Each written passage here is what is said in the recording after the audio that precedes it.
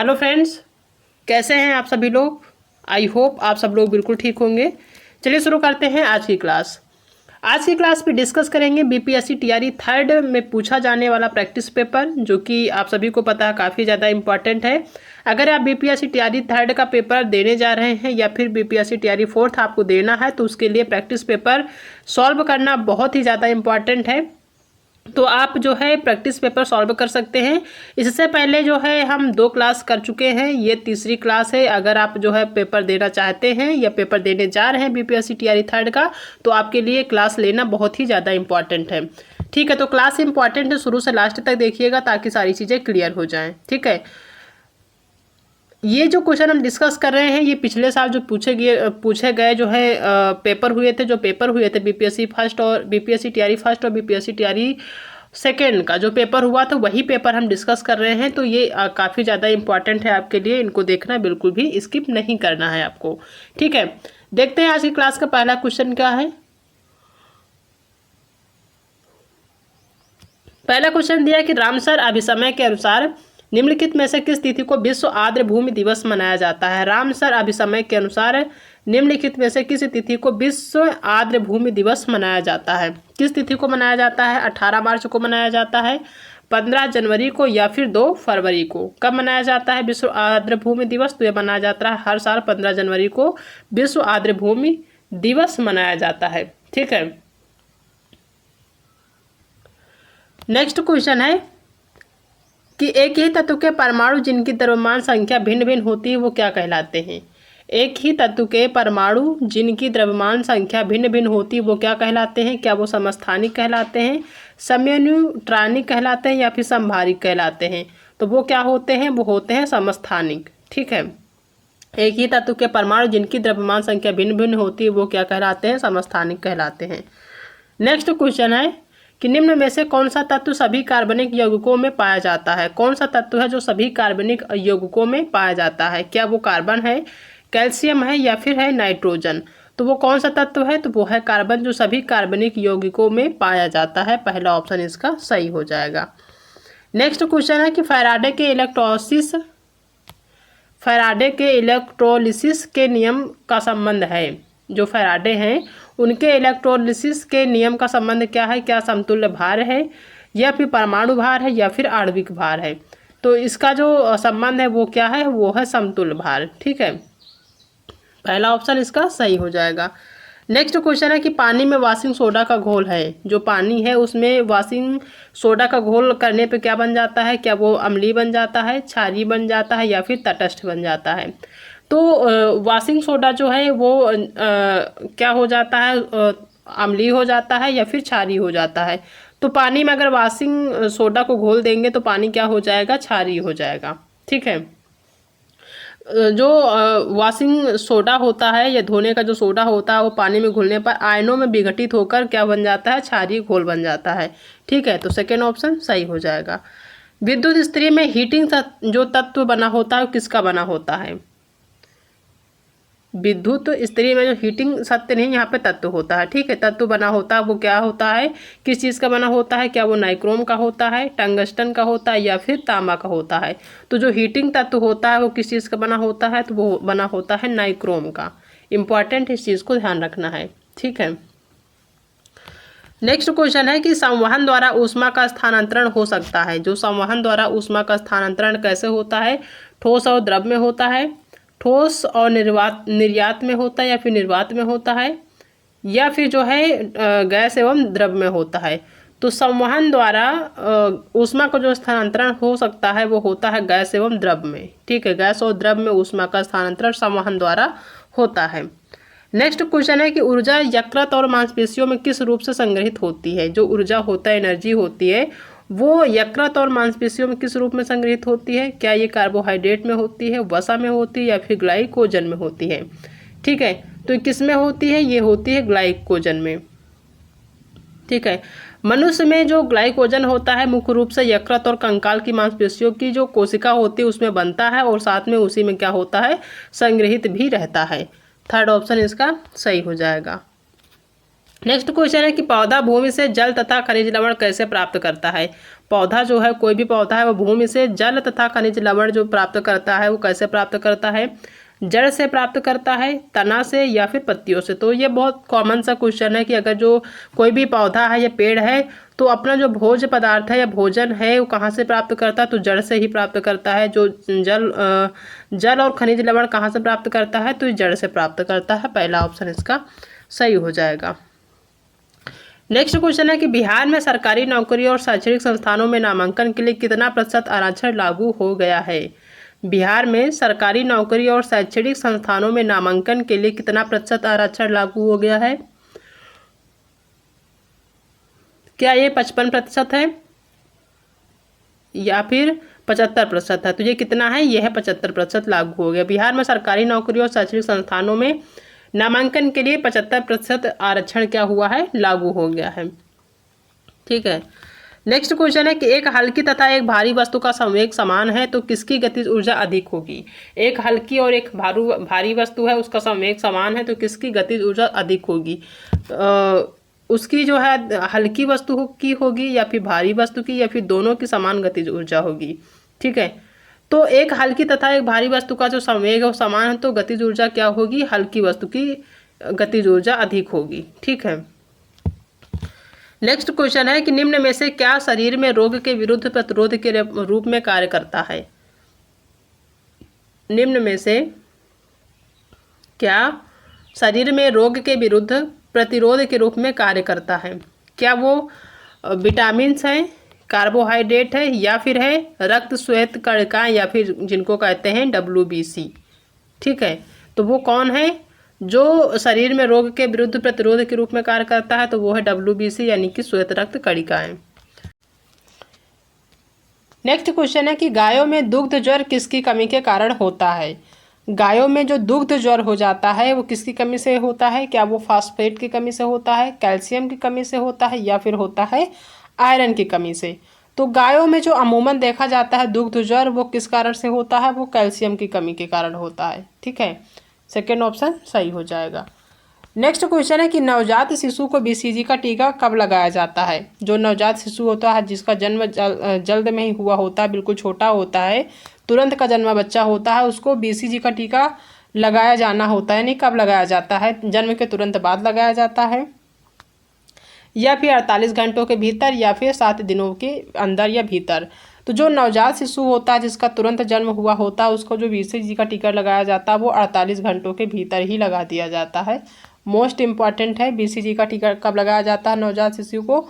तो ये 48 घंटे के भीतर, यानी जन्म के 48 घंटे के भीतर ही BCG का टीका लगा दिया जाता है।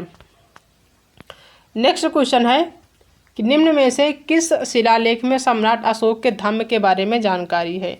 कौन सा शिलालेख है जिसमें सम्राट अशोक के धम्म के बारे में क्या है? जानकारी है। क्या ये लघु शिलालेख है, भव्य शिलालेख है, या फिर कलिंग शिलालेख है? तो कलिंग शिलालेख तो उसमें जो कलिंग युद्ध हुआ था उसके बारे में लिखा हुआ है। ये जो धम्म के बारे में जानकारी मिलती है लघु शिलालेख में। सम्राट अशोक के धम्म के बारे में जो जानकारी मिलती है लघु शिलालेख में मिलती है।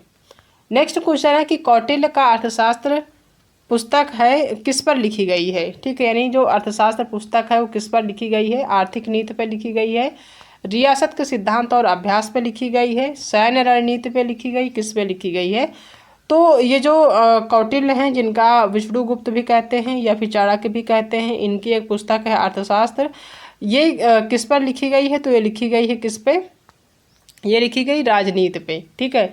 ना तो आर्थिक नीति पे, ना रियासत में, ना सैन्य रणनीति पे, बल्कि राजनीति पे लिखी गई है। तो इसका फिफ्थ ऑप्शन उपर्युक्त में से कोई नहीं, यही सही होगा। ठीक है। नेक्स्ट क्वेश्चन है कि खनिज और विटामिन किससे प्राप्त होते हैं? खनिज और जो विटामिन है किससे प्राप्त होते हैं? गेहूं तथा चावल से प्राप्त होते हैं, मिठाई से, या फिर सब्जी तथा फलों से। तो जो खनिज लवण हमें प्राप्त होते हैं और जो विटामिन प्राप्त होता है वो हमें सब्जी तथा फलों से प्राप्त होते हैं। ठीक है। खनिज लवण और विटामिन कहाँ से प्राप्त होते हैं? सब्जी तथा फलों से, वो भी हरी सब्जी और जो फल होते हैं उनसे हमें प्राप्त होता है। फल भी ऐसे फल जो मौसमी होते हैं। भारतीय संविधान कितने भागों में विभाजित है? नेक्स्ट क्वेश्चन है, क्या ये 15 भागों में विभाजित है, 18 भागों में, या फिर है जो है 22 भागों में? तो भारतीय संविधान जो है कितने भागों में विभाजित है, तो ये है विभाजित कितने में, 22 भागों में। ठीक है, 22 भाग हैं, 395 कुल जो है अनुच्छेद है, 9 अनुसूचियां हैं। ठीक है, अब जो अगर वर्तमान में अनुसूचियों की बात करें तो 12 अनुसूचियां हैं, प्रारंभ में 9 अनुसूचियां थी। ठीक है, वर्तमान में 12 अनुसूचियां हैं, 22 भाग हैं, 395 अनुच्छेद हैं, इस चीज़ को ध्यान रखना है। नेक्स्ट क्वेश्चन है कि जीवाणुओं का उपयोग कृषि में मृदा की उर्वरता में वृद्धि करने के लिए किया जाता है, क्योंकि इनकी मदद से जो जीवाणु होते हैं उनका उपयोग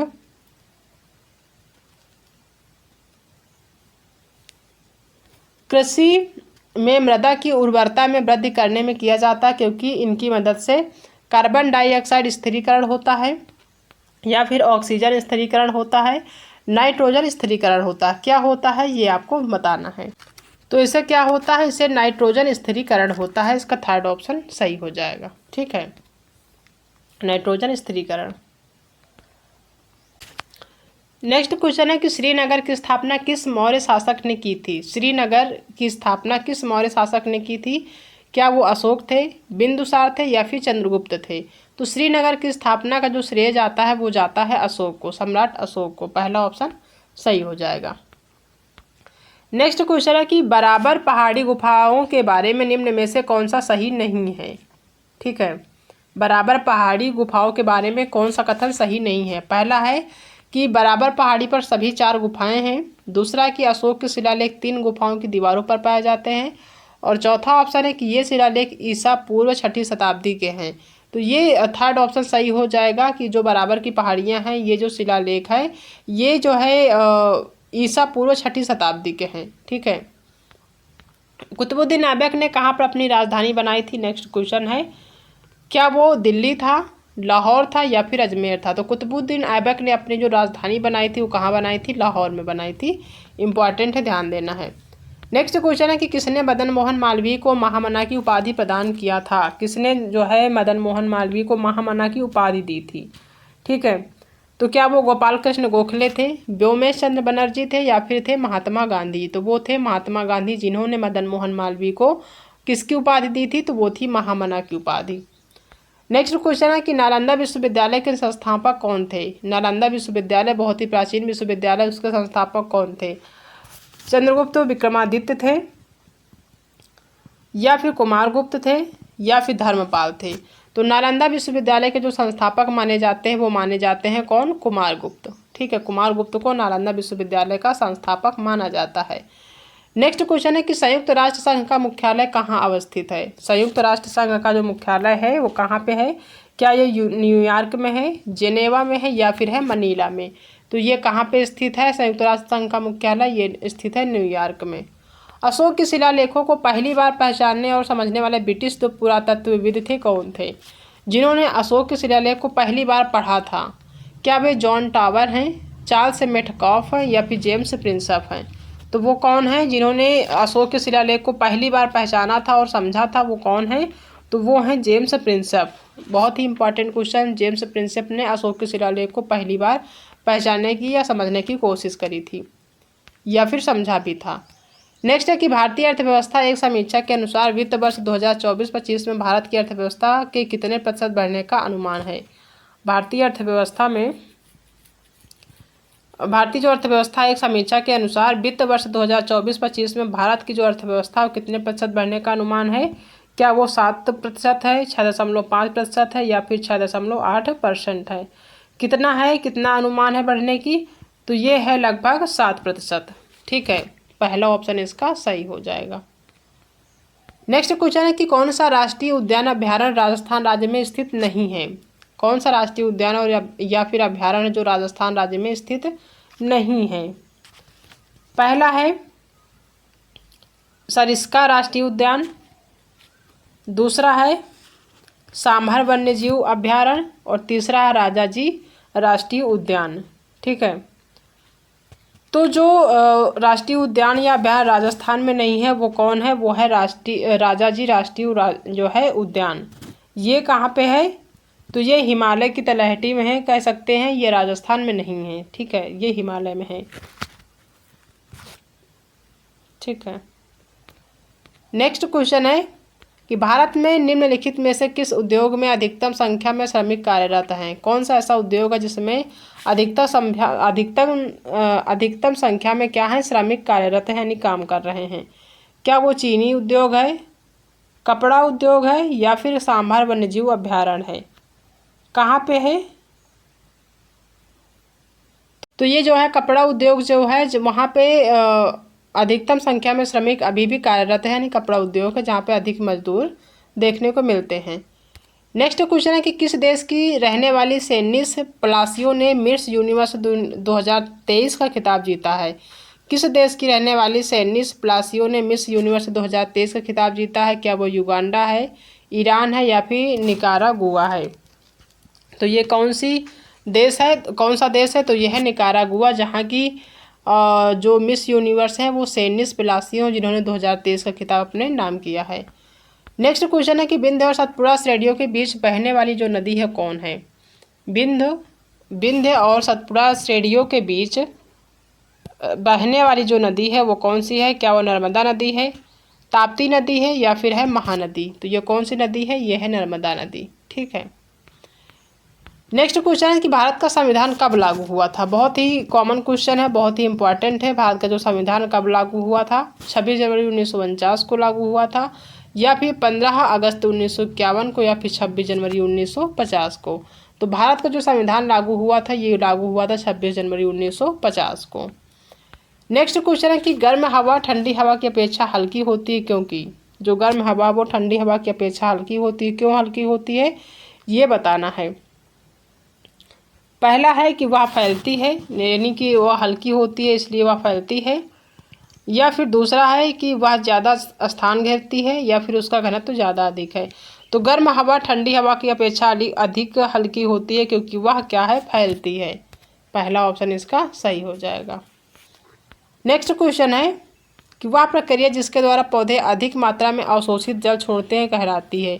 जिसमें जो पौधे हैं वो अधिक मात्रा में अवशोषित जल छोड़ देते हैं वो प्रक्रिया क्या कहलाती है। क्या ये संकुचन कहलाती है, संघनन कहलाती है, या फिर कहलाती है वाष्पोत्सर्जन। तो ये क्या कहलाती है, वाष्पोत्सर्जन कहलाती है। ठीक है। किस उत्पाद में बांग्लादेश विश्व बाजार में भारत के मुख्य प्रतियोगी के रूप में उभरा। कौन सा ऐसा उत्पाद है जिसमें बांग्लादेश जो है विश्व बाजार में भारत के मुख्य प्रतियोगी के रूप में उभरा है। क्या यह सूती वस्त्र उद्योग है, जूट है, या फिर है सीमेंट उद्योग। तो ये कौन सा उद्योग है जिसमें जो बांग्लादेश है विश्व बाजार में भारत के मुख्य प्रतियोगी के रूप में उभरा है। तो ये है जूट उद्योग।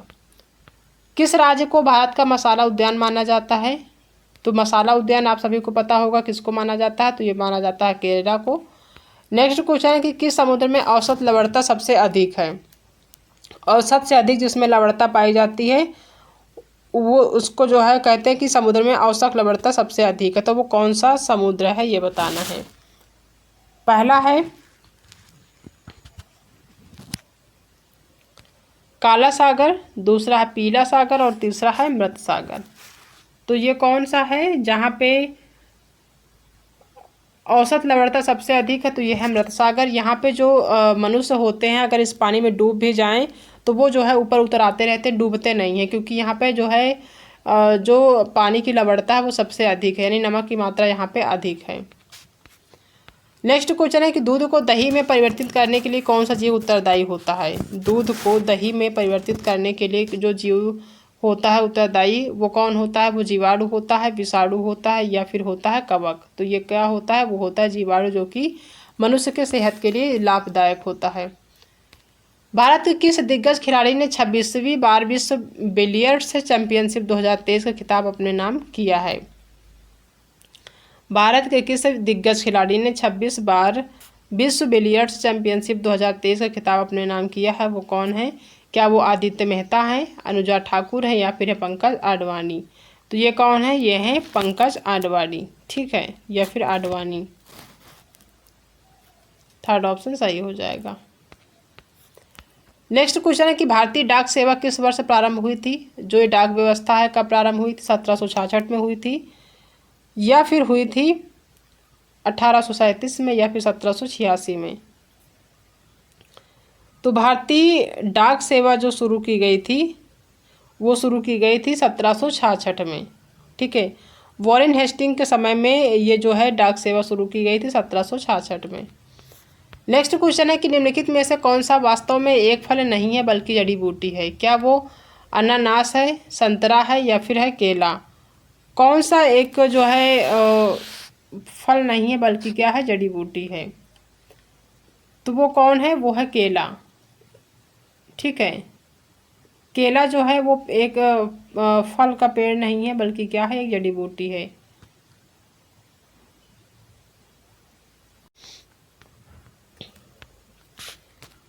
नेक्स्ट क्वेश्चन है कि नीचे दिए गए कथनों को पढ़िए और सही उत्तर का चुनाव कीजिए। जो कथन दिए गए हमको बताना है और सही आपको ऑप्शन बताना है। पहला है कि हमारे मुंह से निकली हुई हवा बाहर से तापमान के मुकाबले ठंडी या गर्म होगी। दूसरा है कि हमारे मुंह से निकली हुई हवा बाहर के तापमान के मुकाबले हमेशा ज़्यादा ठंडी रहेगी। या फिर हमारे मुंह से निकली हुई हवा बाहर के तापमान के मुकाबले हमसे ज़्यादा गर्म होगी। तो ये तो गलत है। अगर हम बाहर के तापमान से ज़्यादा हमारी जो हम हवा निकालते हैं वो गर्म होगी तो इसका मतलब हमें फीवर है। हमारे मुंह से निकली गई हुई हवा बाहर के तापमान के मुकाबले ज़्यादा ठंडी होगी, ऐसा भी नहीं है।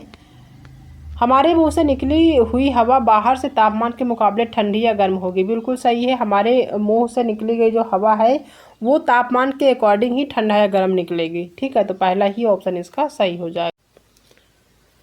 ये टोटल 43 क्वेश्चन है जो कि हमने आज की क्लास में डिस्कस किया है। आई होप कि आप सभी को आज की जो क्लास है वो पसंद आई होगी। अगर आज की क्लास पसंद आई है तो वीडियो को लाइक करिएगा, अपने दोस्तों में शेयर करिएगा और अगर आप चैनल पहली बार विजिट कर रहे हैं तो चैनल को सब्सक्राइब करना बिल्कुल भी मत भूलिएगा। मिलते हैं नेक्स्ट क्लास में एक नए टॉपिक के साथ, तब तक अपना ध्यान रखिएगा।